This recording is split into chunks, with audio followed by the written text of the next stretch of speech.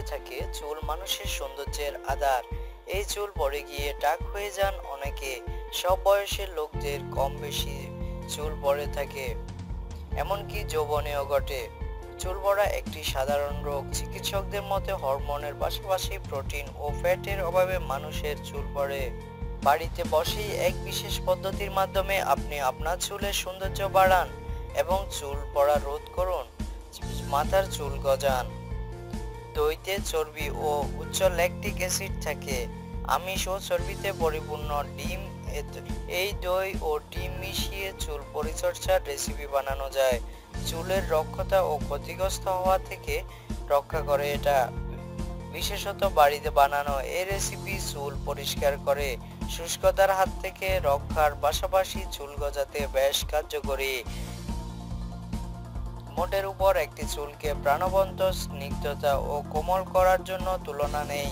ঝকঝকে স্বাস্থ্যকর চুল পেতে এই রেসিপি মাথার খুলিতে ক্যালসিয়াম ও প্রোটিন সরবরাহ করে। মধু ও মাথার চুল বৃদ্ধিতে বেশ কাজে দেয়। এতে উপকারী বেশ কিছু উপাদান রয়েছে, যেমন ভিটামিন ই, কে, সি, বি1, বি2 ও বি6। আর কলা ও চুলকে ক্ষতিগ্রস্তর হাত থেকে রক্ষা করতে যুদ্ধ করে। ডিম ও মধু, বিয়ারের মিশ্রণ আপনার চুলের রক্ষায় অবিশ্বাস্য কাজ দেয়।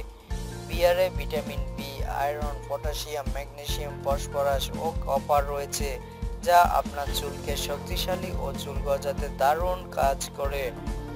যেভাবে চুলের রেসিপি বানাবেন: একটি ডিম অথবা শুধুমাত্র কুসুম, একটি কলা অথবা 1 কাপ ঘন বিয়ার, এক চামচ মধু নিন। এগুলো ভালোভাবে মিশিয়ে চুলে লাগান। 1 থেকে 2 ঘন্টা এভাবে রেখে দিন। মাথা শুকানোর পর সাধারণভাবে ধুয়ে ফেলুন।